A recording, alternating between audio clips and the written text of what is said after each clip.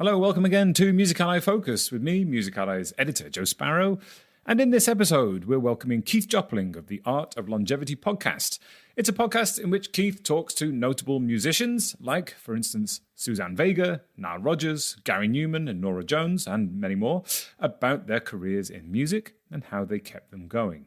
We're going to be asking him what he's learned, whether there is a pattern to long-term success, and how you, dear listener, can use that information. Now, each Music Ally Focus episode analyzes one meaningful music business story at a time, just like this one. And so this podcast is going to be quick. It'll take about the same amount of time in which André Ortolf could fill 400 pancakes. André filled 16 in 1 minute in 2018, and it's worth noting that he filled them with chocolate sauce and chopped bananas, which in our opinion is the correct choice.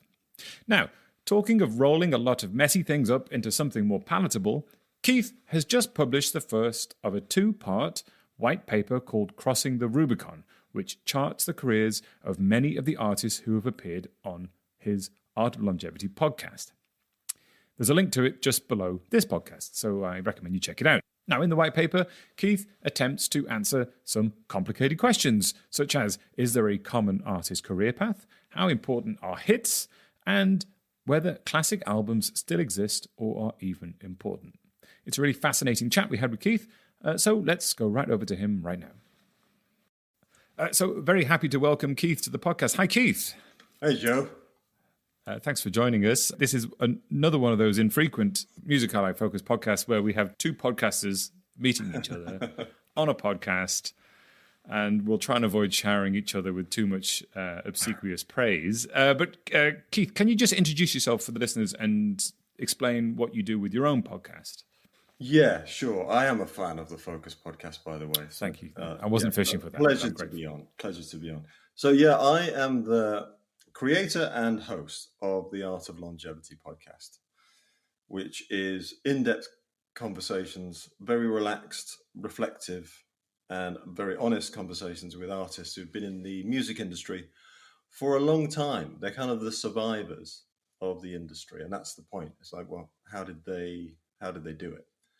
So that's my podcast. And then I've been in the industry for years in various roles, including IFPI originally, some of the labels, Spotify, and now my day job is as consulting director for Media. So lots of music industry projects right across the board for all and sundry in the industry, really. And of course, if you read our reporting on Music Ally, we reference Media's work a lot. So you do, it's one big happy family here. Yeah. So let's talk about longevity then, and the art of longevity. The actual concept itself of longevity in the music business. Why are you particularly interested in this? Because if we look at from the sort of the fan end, or even if internally in the industry, it seems like an industry obsessed with the new and the next. So why longevity? Yeah, I mean, for two reasons personally, I was interested. One, I personally get a lot out of following an artist throughout their career, like through thick and thin. You know, at the very beginning, it feels like when you discovered an artist, that's something cool, intrinsically, important for you as a fan. And then following them through is quite interesting. So, they may peak from there, become popular, and then maybe you don't like them so much, but then they go through ups and downs just like us. So, whatever happens, they might do an experimental album. They might have mixed fortunes along the way, and then they do something great. And if you stick with it to the point where they get great, it's really rewarding as a fan. But then as somebody in the industry, I know how hard that is. I mean, like, it's really hard to even break through, as we say, or get a hit, whatever that means, get on a playlist. It's really, really difficult, almost impossible. But then to stay there through all the various ups and downs and mangles of the industry, through label deals, but even getting together as a band in the first place, having that lucky hit, then following it up, managing to get over second album syndrome. All those things are so freaking hard that I'm just really interested in how bands can keep on going through all that when so many of their peers fall by the wayside. So that's one thing, is just generally interested in longevity. But then in my day job, so talking to new artists and managers all the time who want a career, they want to break through. What's important to them? It's not fame and fortune anymore. We're in the age of the middle class artists. They just want a career. So I'm trying to sort of marry the two things together. It's my interest in established long-term artists, but what can I help those guys at the early stage and those rising artists and their representatives, their managers, learn from, those case studies, really? How does this approach sort of marry then with the industry at large, in the sense that there is an urge for frontline releases? There always has been, and that's kind of part of the business. But actually, if we look at the state of the business right now in 2023, we can see that consumption on, for example, streaming platforms is majority catalogue. Now, whether the catalogue should be counted in a different way, over 18 months, over 6 years, whatever, there's something there, isn't there, about the balance between old and new? And how does this all relate in industry at the moment? Yeah, I mean, you're right. So when you first mentioned this obsession with new, of course, it's changed a bit. It's balanced out, because at least half the industry and a lot of those investors that have poured in the last 5 or 10 years are interested actually in the older stuff. So they're interested in the catalogs and the evergreens. So I think from their perspective, these lessons about longevity are quite interesting. But a lot of that will center around those top songs. So we actually looked at a bunch of metrics. So if you want to take this deeper and bigger, which I'm hoping to do, I probably need some funding to do it. We looked at a bunch of metrics, but in the end, I'm not a patient person, Joe. So I just wanted a shortcut. We'll get this over and done with quickly. Yeah, I wanted a shortcut. I needed a shortcut to get this thing out in its first iteration. So I just used the publicly available numbers on peak chart positions, which I got from the Ultimate Music Database, but effectively it's the UK chart data and Billboard. And then the aggregated Metacritic scores, which aggregate critic and fan scores. And then there's another site called Album of the Year. So I had a look at those stats, but I had a look at the top songs. And it's the top songs that are really interesting in terms of the dynamic that's changed between new and old, if you like. Because, I mean, a lot of these bands I'm talking to are obviously established. So essentially, they are catalogue artists. Some of them are legends. Some of them you might even call heritage. They probably wouldn't like that. They're a going concern, still making great music. But they had their hits that broke them through a long time ago. Those hits or songs are still doing quite well on streaming for most of them. It really depends on whether they've kind of crossed over to be streaming artists or not.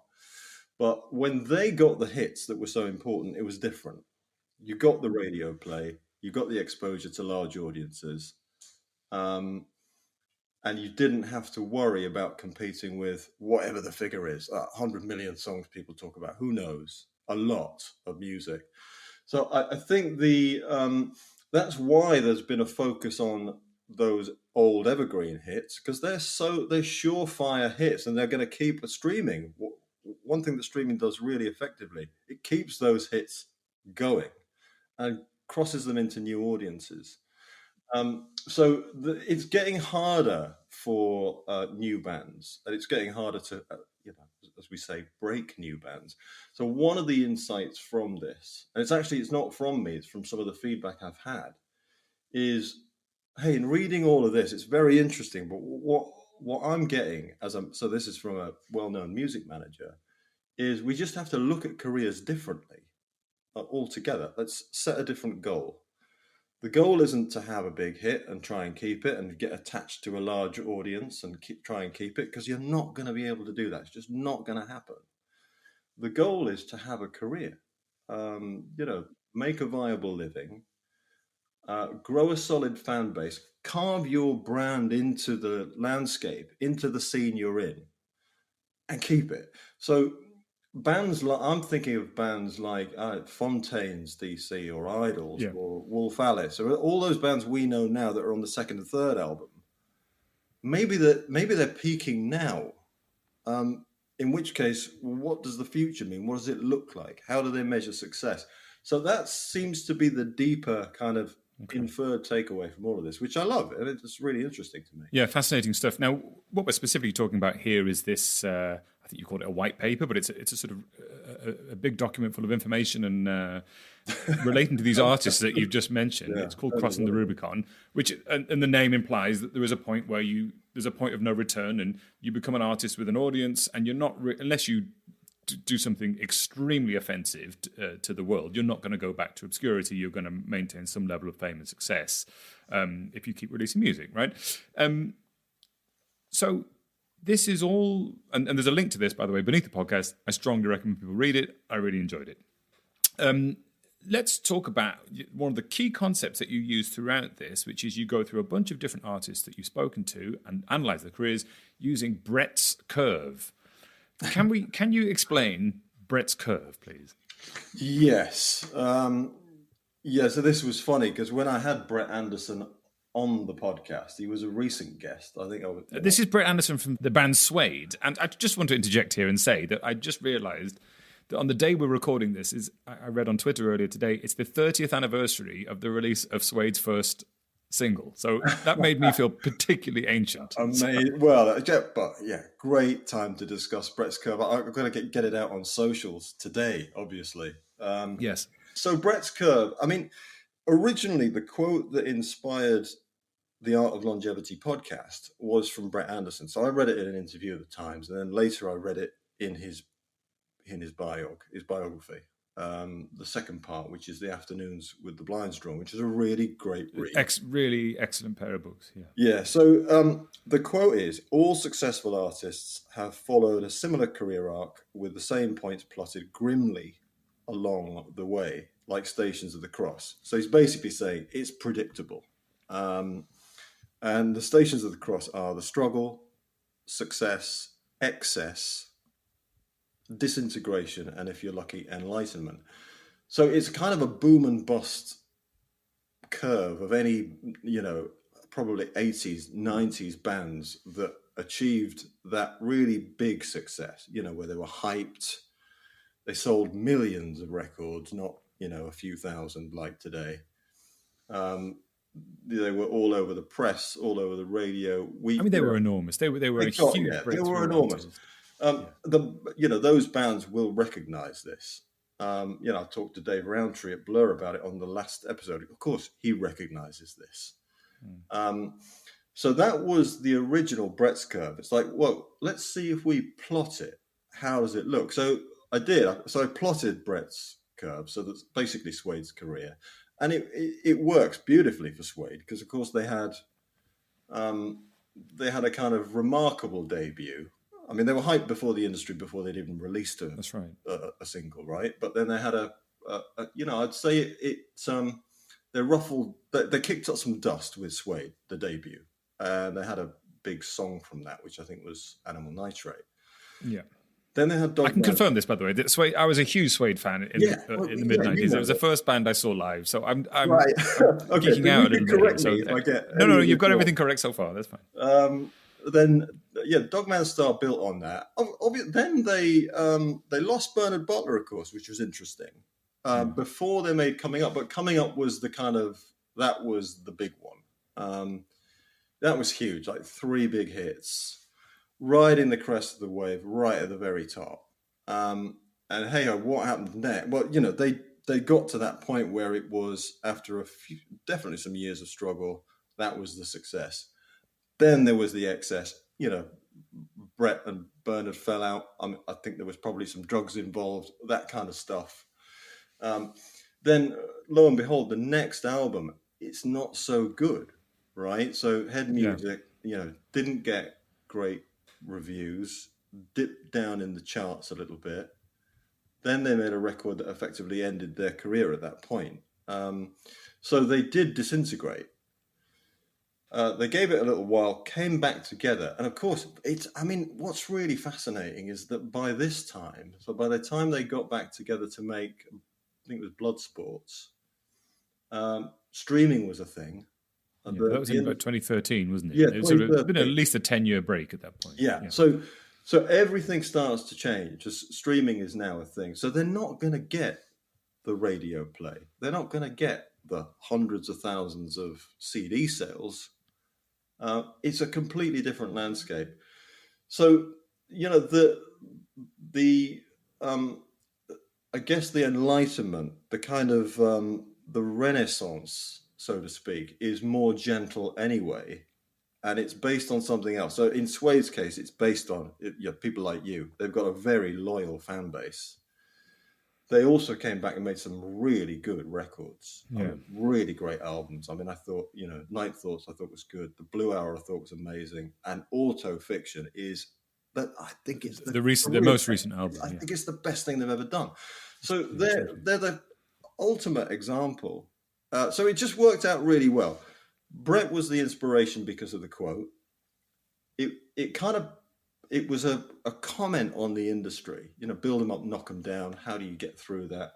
How does that apply to other bands? But in the case of Suede, I mean, they are back better than ever, having that renaissance. Obviously, they're a bit more mellow, just about, they're in their 40s and 50s, but they're creatively vital and their fans know it. So if all bands went through that curve, it'd be quite traumatic. And I don't think that curve exists anymore in today's industry. But it was just really interesting to kind of have that as, okay, let's compare everything with that. But they really exploded with tons and tons of hype. And maybe we can sort of recognize that perhaps with new artists now, but it is a slightly different environment. So then you use this curve to then analyze other artists. And another one I wanted to talk about, which I thought was really fascinating when I saw it plotted out, was Norah Jones, who is a huge international star, albeit, if I'm being honest, as a sort of someone who's casually aware of her, I can probably name her two biggest hits, which were from the early 2000s. And I haven't really followed her career since. But her career is absolutely fascinating in the way that where those hits are sort of grouped in terms of the big streaming hits in her career, but then compared to the album charts and the Metacritic scores in recent times is absolutely remarkable. So can you talk to Norah Jones for us, please? Yeah, I'm glad you picked Norah out because she is fascinating for a bunch of reasons. So when she became successful, again, the classic case of the overnight success. And she was huge because she made a kind of very traditional style album, Come Away With Me. Very soft, very quiet. But yeah, she had 3 huge hits. She's much bigger than Suede globally because she's huge in the US, really big in the UK. But all those big streaming songs, the ones Don't Know Why and Come Away With Me, the title track, and Sunrise, they all came from that first album. And then in terms of longevity, this is a bit of a classic curve. So in fact, without getting too technical, because the way we grouped the analysis was by the song, the concentration of where the hits were in time. So in Norah's case, it was very concentrated very early, as you say. And then there's certain things happen from there. But with Norah, it was a case of, she did have 3 really big albums, 3 number 1 albums. Yeah. Then she sort of started to do what all artists of any creative standing in Norah's league want to do. She started to experiment. So it's probably started with The Fall and then Little Broken Hearts. She got Danger Mouse to produce that, had beats on it. It kind of shocked her fan base. And what happened was a sort of slight fall off commercially. Well, hey, that is kind of to be expected. But critically, you're pretty revered still. So she just became the artist she wanted to be. And in fact, she never went back to, I think she was under pressure at various stages from fans and from her kind of industry entourage, if you like, to go back to stick to the knitting, go back and do another Come Away With Me. She never did that. And she's definitely she's suffered the consequences commercially in terms of, let's say, record consumption. Her charts positions have really tailed off in recent years, although they're picking up. Which is sort of interesting. I mean, these charts they're only meaningful up to a point, but you can see the dip. I mean, because she had a recent album, Begin Again, and then Pick Me Up Off the Floor. Only just got into the Billboard 100. There's some knowing self-awareness with her album titles here, isn't there? I think that she's pointing this out to us. Yeah. Yeah, Little Broken Hearts, Day Breaks, Begin Again, and Pick Me Up Off the Floor. She's kind of making a bit of a statement. She's very knowing. She's kind of worked the industry out. I think she got there not right at the beginning. I think she had to go through the mangle, and she had to be that woman in the spotlight.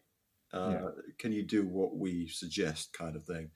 And she stuck to her guns. That's one way to get longevity, but you don't expect to keep the same commercial success. The big early songs will get you through it, and then you can kind of start to do whatever you want. Well, that's the interesting part about her, isn't it? That she must be under pressure, whether it's overt pressure from management or labels, or if it's just sort of social pressure to, hey, could you not just write an album like the first one that we loved? But actually, the fact that she's saying, well, I've done that, and let's face it, from looking at these numbers of the songs from the first album, there's 3 songs here, the singles, with a combined sort of streaming of nearly 1 billion. She doesn't need to do another album like that. It exists, and it's sort of the ultimate sort of validation of what artists say, isn't it? That I've already done that, so I've moved on from it. If you like that, go and listen to it again. But it's actually, the technology at the moment is enabling her career to progress in the way she wants because of the longevity of those songs. So that's a really interesting look at how her career has worked. Yeah, but you mentioned at the beginning that this is the 30th anniversary of Suede's first single. Those anniversaries of the albums will come around to refresh the careers. So in a way, it's sort of it with Nora's case, it is those really big songs, but it's also she made a classic album in a sense. That debut was a phenomenon. Let's talk then about let's say a cult artist, albeit a successful cult artist in the form of Teenage Fanclub, who big, been a British band, been around for a long time, supported Nirvana. Kurt Cobain was a huge fan of them. They're critically acclaimed up to the eyeballs. They've been around for a long time. They've produced, I think, nearly 10 albums or something like that.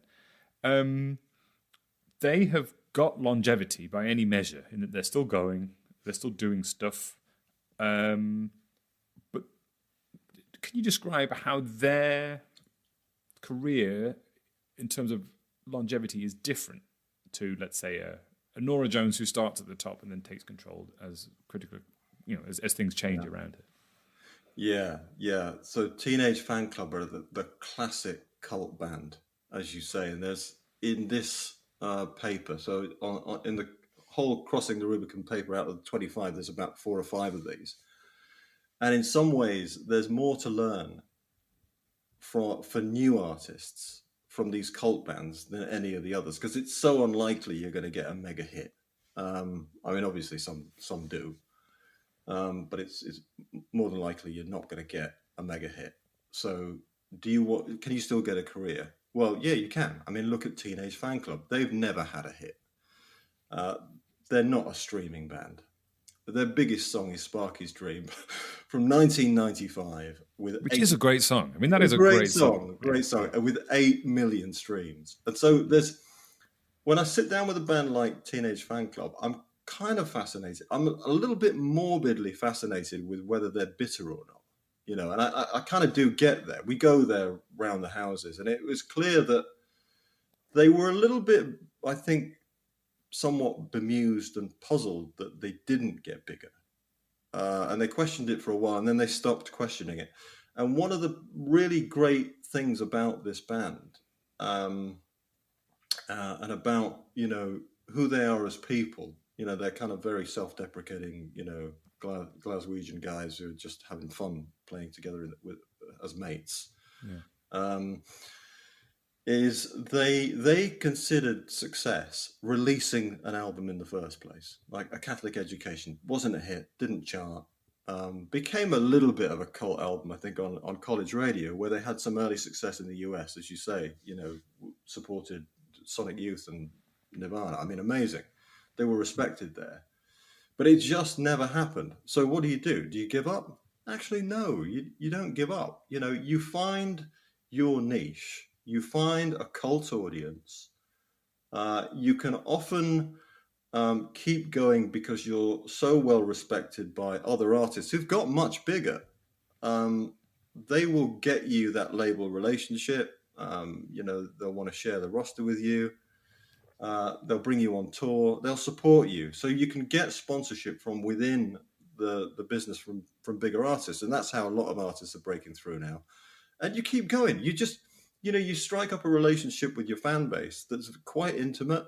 It's very deep. They're going to stick with you through thick and thin, and they've done okay on the critical scores as well. They've dipped now and again. I mean, interestingly, Teenage Fan Club, their critical scores dip when they try to go a little bit more commercial, which is really interesting. It's almost like nobody likes it when you try and break out of what you are, which is a yes. There's an interesting the two graphs on this page of the album peak position in the UK versus the Metacritic score is they're almost opposite. So when they have higher chart positions, I think their albums Grand Prix and Songs from Northern Britain, which were really good, they charted quite high. The scores are dipping a bit, and they're sort of inverse to each other. What's also interesting is that when the songs that have the sort of the big success for them, or big-ish success in terms of streaming, and also when their album peak was in alignment with a point in Britain where guitar music really was to the fore in the mid-90s. And so they sort of took advantage of that environment, released a couple of great albums, sold probably more records at that point than they had done previously and maybe subsequently for a long time, got the front pages, got the, all these things, and then the environment around them changed and they kept going all the same. That's an interesting point, isn't it? Yeah. Because they were so part of that scene as well. They were credited, as I say, by many other artists, by music press, and I guess by their core fan base. They were credited with creating that kind of post-grunge guitar rock sound, a little bit more laid back, a little bit more sort of, going back to drawing on the Byrds and the 60s elements, and the psychedelic elements. So they refreshed what was a really sort of, the ending of grunge. They kind of refreshed it. So that was an important part of their success, I think. And, so no one would expect them to change that to try and become more popular or relevant, because it was so important to their relevance in the first place. It's almost like they keep going as the kind of whatever the music fashions are. They've got to stick with what they're good at. If they did experiment or go off piste a little bit or try to do something more popular, you could argue they're in danger of ending their longevity. So they don't do it, and of course they don't want to do it. That's an interesting point, actually. That unlike Norah Jones, who's explored other routes and creative routes, they have really they've produced a series of great albums that stick to that theme and have found the success that way. Yeah. If you're a cult band, you kind of just you do what you're good at. That's what fans expect. That's what they want you to do. And I guess in a sense, you're a bit more restricted. But a lot of the reasons why the Norah Jones of this world, those artists, do something different is they want to disrupt themselves. There's a little bit of self-sabotage. They don't like being, at the top of the pedestal. That's not a comfortable place for most artists. Yeah. And they want to do something different anyway. But it's important for them to do something different early, and they make a statement. Just one thing you mentioned, which is really interesting, because I was looking out for this. When you plot the critic scores and the chart peak positions on the chart, with the old, the twin axes and everything, so they overlap. it's not flawless, right? We know that this data isn't flawless, but what you really should see is should see where they align, right? So like a really well received album should sell well, and if you get that alignment, you're probably going to get a successful second record. That kind of does hold true. What is interesting though is that if you look at a band like Embrace, they've had a couple of peaks. The second peak, they made a really good album. They had some hits. Everybody loved it. And their next album also was a number one, but it wasn't so good critically. And in fact, I mean, Danny McNamara, is not his favorite record either. Then the next album, they start to sort of trail off. So it's almost like, okay, you're big. We're going to buy your next album, whatever, however it is. Oh, it's not as good as the last one. That's it. So the Embrace career has been really interesting because they've gone from being pop stars in the charts, part of the kind of post-Britpop, British rock scene. And they've probably ended up a bit more like Teenage Fan Club now. Their appeal is to their fan base. That's their heartland. They're playing mid-sized venues, and that's how they're going to survive. That sustains a career. That's exactly the thing that you can do it with. I hope so. I mean, I really hope so, because I love that band. And I often think about this, because again, they're not a streaming band. So when you're in a band and you've got 4 or 5 members, and you've still got to fund your own tours, and you're independent, you've got to be, I guess you have to become a sensible, small enterprise. And that's where both Teenage Fan Club and Embrace are. But as I said, that's probably where all new bands should probably strive to be. Let's just become a small, fairly self-sustaining enterprise. We can make a living that way and probably avoid the roller coaster ride of Suede. Yeah. Let's pick someone else then who's got a really fascinating career behind them, which is Suzanne Vega. Okay. Obviously extremely well known for her mid to late 80s releases, partially propelled by a really, really famous remix of Tom's Diner, which is a great song and still remains one. And that's an unusual point from which to be known as an artist, that you're very well known for, first of all, the original song, but then also the remix of that song as well, which are two very different songs, but both sound great. So Suzanne Vega has had a long career since then, released lots of albums. What can we learn from her career? Well, first and foremost, right, she is a great songwriter. Again, she was part of a scene, which was a kind of the emergence of new folk out of New York and the American East Coast back in the early to mid 80s. She was definitely elevated at that point because the scene was new. Plus, she had a classic second album with some big hits. So Tom's Diner was one of those, obviously quite an unusual hit, an a cappella song. And then Luca was, it was only a modest chart hit, but, for a folk artist, you didn't really get in the charts back then. So it was remarkable. Her career really did then go on the slide in many ways. So her third album wasn't such a success on all fronts, Days of Open Hand. It did, however, give her the license to experiment. So she, again, like Norah Jones, she experimented with a couple of albums mid-career that got her a new audience, albeit much smaller. So she's got the core audience who love her songwriting and love who she is and her performances, which are amazing. By the way, all of these artists are really good live. That's the one kind That's of notable. Feat to longevity. You've got to be good live. So she's amazing live. And then, you're right. Suzanne is one of those artists that had a real wrangle with the industry. Dropped by labels, re-recorded some of her catalogue in a different way, rather than to keep her masters, rather than sort of re-sign with a label. So she became an indie artist out of necessity, and probably for a few years, I think, had to find her new way in the world. And that was a crossing of the Rubicon, I think, to an album like, well, it's a long title, but let's call it Queen of Pentacles. This is a great album title. Tales yes. from the Realm of the Queen of Pentacles. Yeah, so from there, again, she melded everything from her past. So it's got the folk, it's got the experimentation, it's very individual, and that's the way she's gone. And of course, she's sort of become, I mean, she is a legend in many ways. She's very grateful for that DNA remix of Tom's Diner. So that came back around a few times, is still played in clubs around the world every night, and has definitely found her a new audience.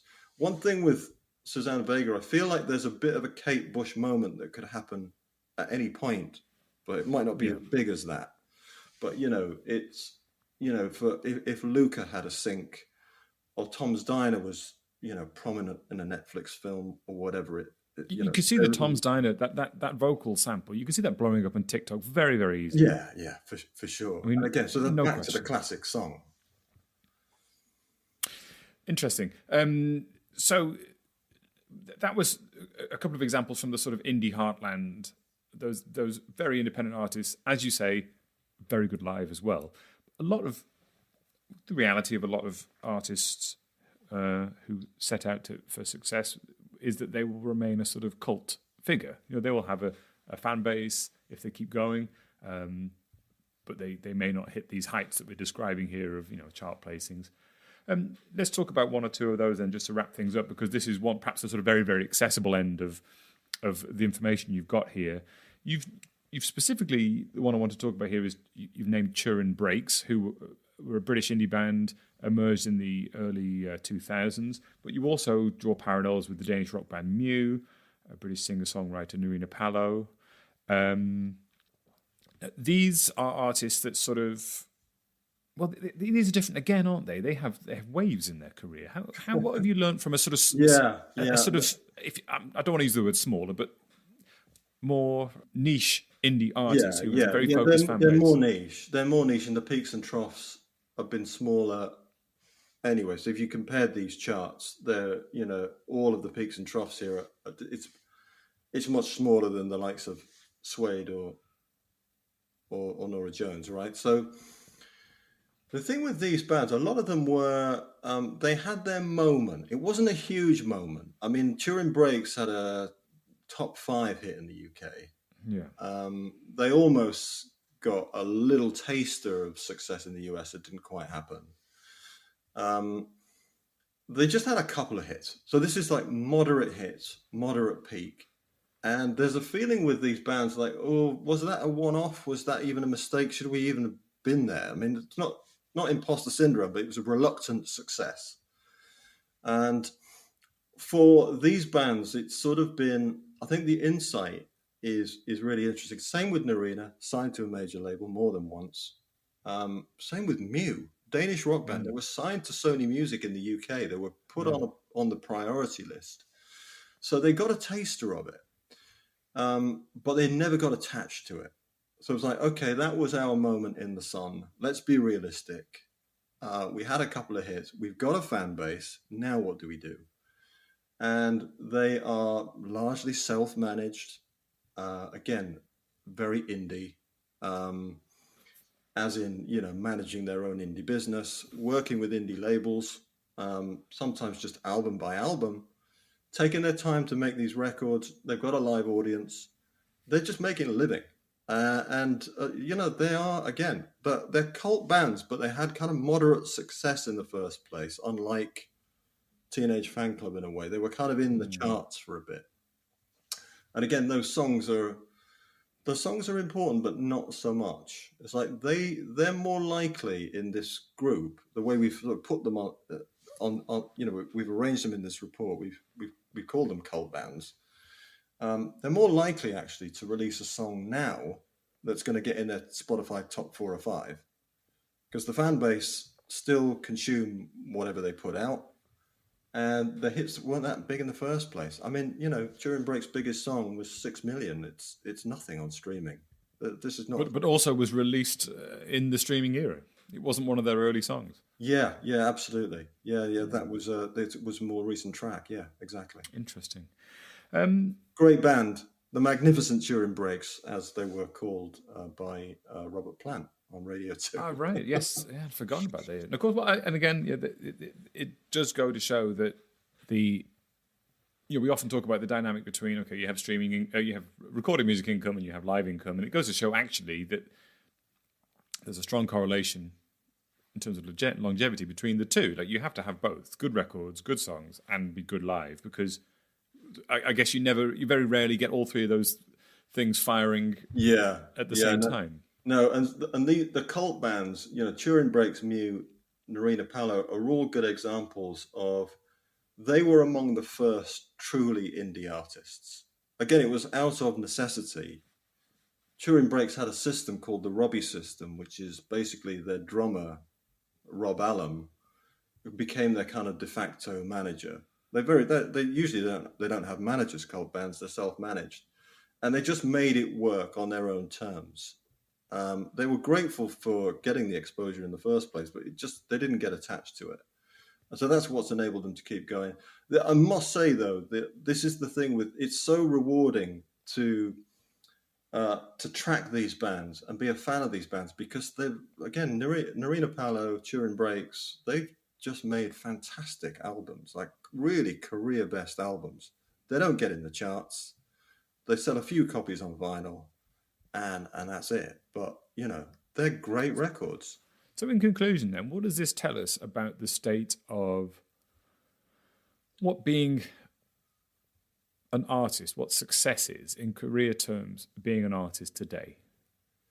Yeah, I haven't got to the bottom of this yet, but there's some really interesting things going on here. So in some ways, everything's changed. And that's where we have to get beyond. As this music manager said, we have to get beyond thinking that success for an artist is some kind of spike. Whether it's a radio play in the charts or on a streaming playlist, whatever. That's just spike. It's gonna do some good, but it's not gonna make your career. And so what happens next? You have to plot a career, not a series of breakthroughs. So it's not so much a kind of breakthrough, get big, then sort of, as Liza Minnelli said, careers is just a series of comebacks. You can't really do that anyway. It doesn't exist anymore. It's more of a steady progress of build your brand and build your fan base. So that's the case, I think, for the majority of any artist setting out today.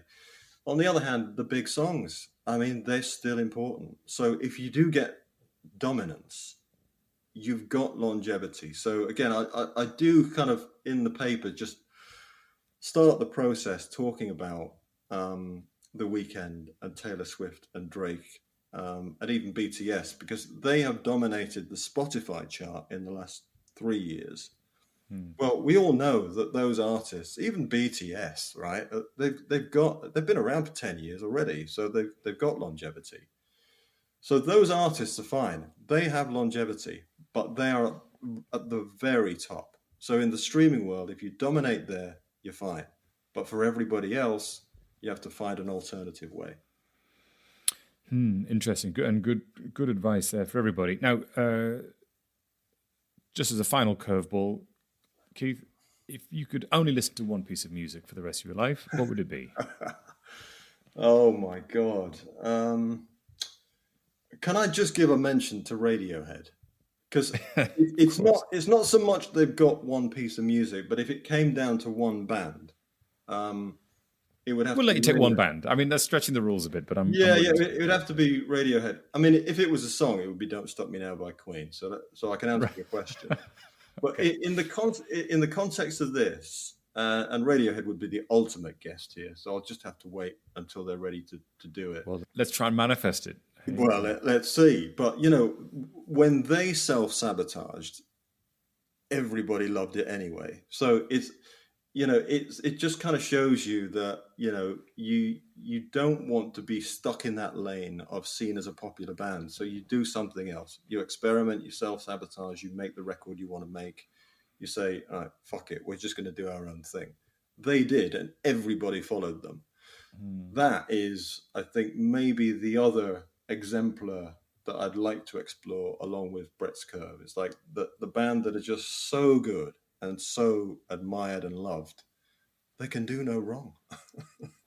Yeah, that is also another fascinating story for another time. So maybe if you do that, we'll get you back, Keith, and we'll talk about that. But for now, Keith Jopling, thanks very much for joining us. I will put the link for everyone listening to download this PDF, and I do recommend it next to the podcast. Thank you. Appreciate that. Enjoyed it. Thanks a lot. All right. So thank you to Keith again for joining us. And if you found that chat useful, please share this podcast on with someone else who you think will get something out of it. And of course, check below the podcast or around and about nearby the podcast for the link to Keith's Crossing the Rubicon PDF. If you'd like to get in touch with me, please do. It's joe@musically.com. That's joe@musically.com. And don't forget, as ever, we have a free weekly email called The Knowledge, which, as the name suggests, rounds up a soup song of the best analysis, news, marketing insight, and skills, and so on from Music Ally, bundles them into an email, and fires it into your inbox every Friday. The link is somewhere around this podcast, so sign up and become a better person. So that's it from me, Joe Sparrow. Thank you for joining us here on the Music Ally Focus podcast. And until next time, farewell.